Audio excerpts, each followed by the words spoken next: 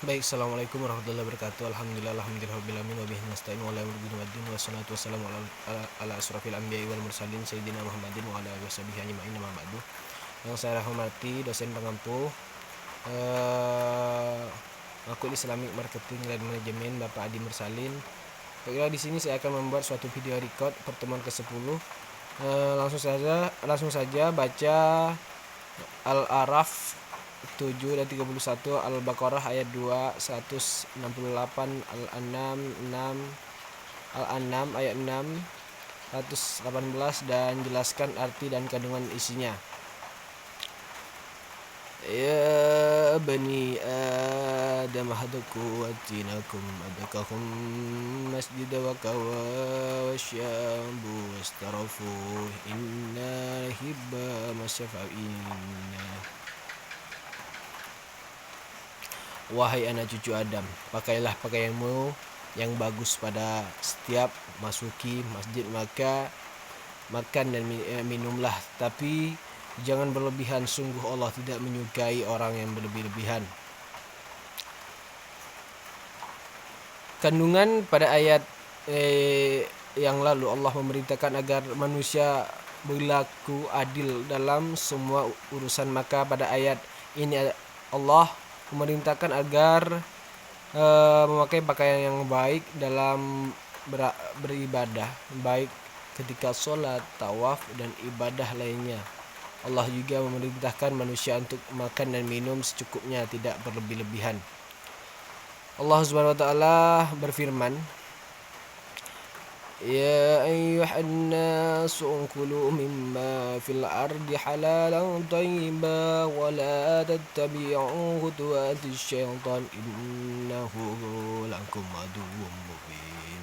Wahai manusia, makanlah dari makanan yang halal dan baik yang terdapat di bumi, dan janganlah kamu mengikuti langkah-langkah setan, sungguhnya setan itu musuh yang nyata bagimu. Kandungan dari surah Al-Baqarah ayat 168 tentang perintah mengkonsumsi makanan halal, maka makan dari makanan yang hasil dari tanah dan baik yang terdapat dari bumi, dan janganlah kamu mengikuti langkah-langkah setan, sungguhnya setan itu musuh yang nyata bagimu. Allah SWT berfirman, Fa'angkulu mimma dzukira smullahi ilaihi in kuntum bi ayatin mu'minin. Maka makanlah dan apa daging hewan yang ketika disembelih disebut nama Allah Subhanahu wa taala jika kamu beriman kepadanya. Ayat-ayat An-An'am ayat 6. Kandungan dari ayat ini dijelaskan tentang persoalan makanan yang banyak diperdebatkan oleh orang-orang musyrik, dan surah Al-An'am ayat 118 juga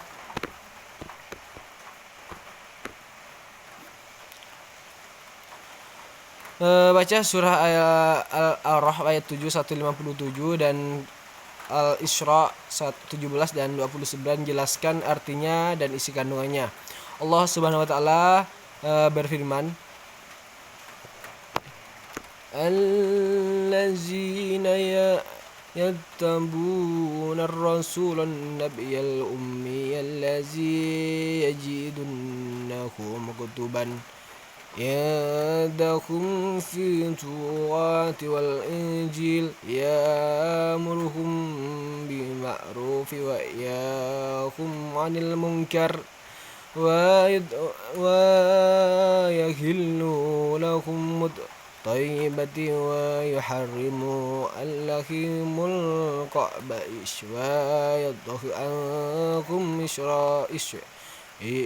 إسرهم والغلف التي كانت عليهم فالذين آمنوا بالله وزره ونصره واتبعوا الذي أنزل معه أولئك هم المفلحون. Yang artinya orang-orang yang mengikuti Rasulullah, Nabi ummi, tidak bisa baca tulis, yang namanya mereka dapat tertulis dalam Taurat dan Injil, yang pada mereka menghalalkan segala yang baik, mereka mengharamkan segala yang buruk. Adalah mengenai perintah mengimani dan memuliakan Rasulullah SAW serta mengikuti apa yang ada di dalam Al-Quran sehingga menjadi orang-orang yang beriman.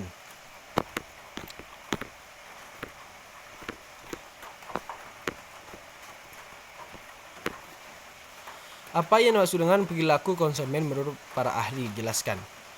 Perilaku konsumen adalah proses yang dilalui oleh seorang organisasi dalam mencari, membeli, menggunakan, mengevaluasi, dan membuang produk atau jasa setelah mengkonsumsi untuk memenuhi kebutuhan perilaku konsumen.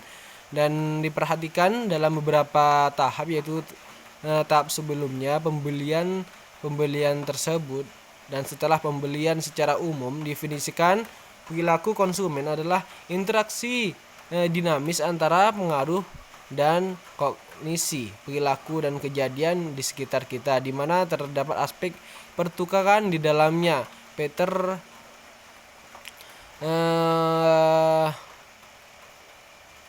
ada 3 kategori. Schiff dan Canuck 2000 mengatakan bahwa teori ini adalah studi tentang bagaimana seseorang membuat sebuah keputusan untuk membelajar sumber daya yang mereka punya, misalnya uang. Yang kedua adalah Cofter dan Keller 2008. Keduanya sepakat bahwa teori perilaku konsumen adalah sebuah studi yang mempelajari individu, kelompok maupun organisasi dalam memilih, membeli, menggunakan dan mengevaluasi produk untuk memuaskan kebutuhan keinginan mereka. John Mewen dalam Mitchell menyampaikan tentang perilaku konsumen sebagai studi dan proses perbuatan keputusan seseorang dalam menerima, menggunakan, membeli, dan menentukan produk. Jelaskan manfaat perilaku konsumen perusahaan. Perilaku konsumen dalam perusahaan ialah manfaat dari memahami perilaku konsumen dalam bisnis. Secara garis besar, memahami perilaku konsumen dalam bisnis ini dapat membantu perusahaan untuk menggunakan strategi pemasaran yang tepat sehingga penghasilan proses pengambilan keputusan pembelian oleh konsumen. Dengan demikian, jika Anda dapat memahami perilaku konsumen, maka melakukan evaluasi bisnis secara merancang strategi pemasaran kepada konsumen yang segmentasi. Jelaskan faktor-faktor yang mempengaruhi perilaku konsumen dalam melakukan pembelian suatu produk. Faktor-faktornya yang pertama ialah termasuk minat dan seorang sebagai konsumen, faktor psikologis, dan faktor sosial.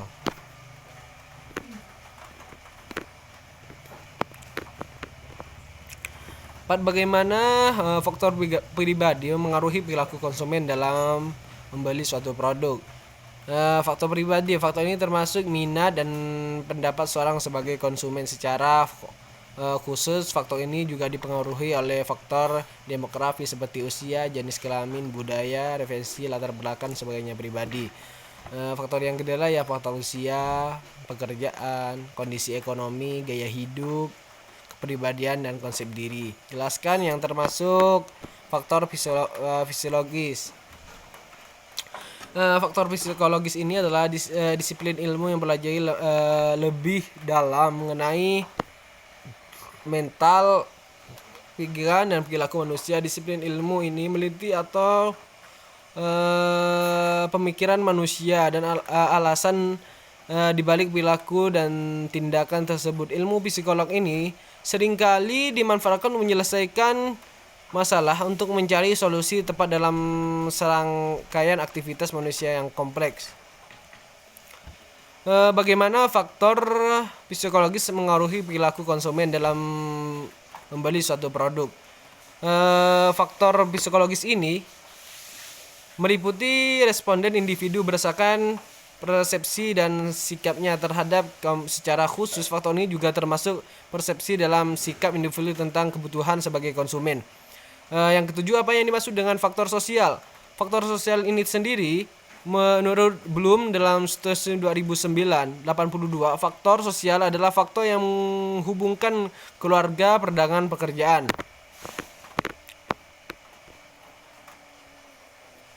kebebasan berpolitik dan hubungan kemasyarakatan adapun merupakan hasibuan. Yang ke-8, bagaimana faktor sosial mempengaruhi perilaku konsumen dalam membeli suatu produk. Faktor ini meliputi pengaruh lingkungan hingga pengaruh media sosial terhadap kepuasan konsumen, kelas sosial, pendapatan dan tingkat pendidikan juga tercakup dalam faktor ini.